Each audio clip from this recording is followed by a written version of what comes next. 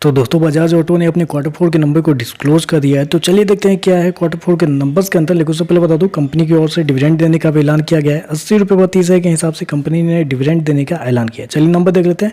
मैं आपको मार्केट का जो एक्सपेक्टेशन है उसके साथ कंपेयर करके समझाता हूँ कंपनी के नंबर कैसे देखने को मिल रहे हैं। जूम कर देता हूँ ताकि ज़्यादा बेहतर आपको देखने को मिले। डाटा क्रोज में पिछले क्वार्टर की बात करें तो पिछले क्वार्टर में कंपनी का टोटल जो कंपनी ने ऑपरेशन के थ्रू जनरेट किए थे 12,165 करोड़ के आसपास। पिछले साल मात्र 8,929 करोड़, जबकि अभी देखें तो बढ़ के 11,554 करोड़ कंपनी का रेवेन्यू आपको जाता हुआ देखने को मिला। तो साल दो साल देखें तो साल दो साल कंपनी के रेवेन्यू के अंदर एक अच्छी खासी तेजी आपको देखने को मिली। वहाँ पे बोल सकते हैं अप्रोक्सीमेटली बोल सकते हैं 28% के आसपास का जंप है साल दो साल कंपनी के रेवेन्यू के अंदर। वहीं अगर क्वार्टर जाते हैं तो क्वार्टर कंपनी के रेवेन्यू के अंदर एक हल्की सी गिरावट आपको देखने को मिली। जी हाँ, एक हल्की सी गिरावट आपको देखने को मिले क्वार्टर। लेकिन मेरे हिसाब से ऑटो सेक्टर की ये कंपनी है तो आपको साल दर साल जज करना चाहिए। साल दर साल देखें तो एक अच्छा खासा जंप आपको देखने को मिला। मैं आपको बता दूं कंपनी ने शो कितना किया, 11,554 करोड़ के आसपास का रेवेन्यू, जबकि मार्केट का अनुमान था इस क्वार्टर में कंपनी के रेवेन्यू को लेकर वो था मात्र 10,808 करोड़ के आसपास। तो आप कह सकते हैं मार्केट का जितना अनुमान था उससे ऑलमोस्ट 6 से 7% ज़्यादा कंपनी का रेवेन्यू आता हुआ देखने को मिल रहा है।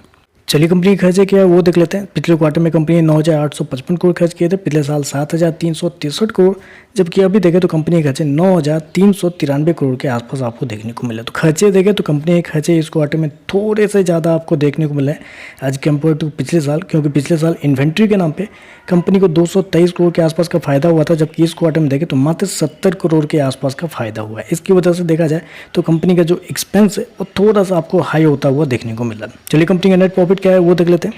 तो देखिए पिछले क्वार्टर में कंपनी 2,032 करोड़ के प्रॉफिट में थी। पिछले साल 1,704 करोड़ के आसपास का प्रॉफिट, जबकि अभी देखें तो कंपनी का प्रॉफिट 2,011 करोड़ के आसपास आपको देखने को मिला। तो साल दर साल देखें तो साल दर साल कंपनी की जो प्रॉफिट है उसके अंदर एक अच्छी खासी तेजी आपको देखने को मिले। ऑलमोस्ट 18% के आसपास का जंप है साल दर साल कंपनी के प्रॉफिट के अंदर।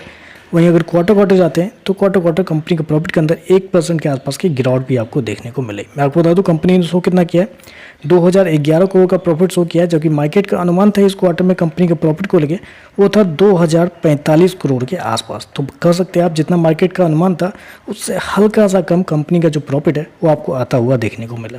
मतलब रेंज में ही बोल सकते हैं, क्योंकि 1 से 1.5% के आसपास कम है कंपनी का profit as compare to market expectation. चलिए कंपनी के EPS क्या है वो देख लेते हैं। तो देखिए पिछले क्वार्टर में 72 रुपये के आसपास, पिछले साल 60 रुपये के आसपास, जबकि अभी देखें तो 71 रुपये के आसपास आपको देखने को मिला। तो ओवरऑल अगर नंबर को मैं समराइज करूं तो देखिए रेवेन्यू वाइज कंपनी ने साल दर साल बेहतर परफॉर्मेंस दी है। साल दर साल कंपनी का रेवेन्यू आपको बढ़ता हुआ देखने को मिला है। जितना मार्केट की उम्मीद थी उससे बेहतर ही कंपनी का रेवेन्यू आपको आता हुआ देखने को मिला है। लेकिन जब प्रॉफिट के अंदर जाते हैं तो मार्केट की जितनी उम्मीद थी कंपनी के प्रॉफिट को लेकर उससे 1.5% कम कंपनी का जो प्रॉफिट है वो आपको आता हुआ देखने को मिला है। लेकिन साल दर साल देखिए तो कंपनी का जो प्रॉफिट है वो आपको बढ़ता हुआ ही देखने को मिल रहा है। तो चलिए बस आज के लिए बस इतना ही। वीडियो पसंद आए तो लाइक कीजिएगा, साथ में साथ चैनल को सब्सक्राइब जरूर कीजिएगा। धन्यवाद।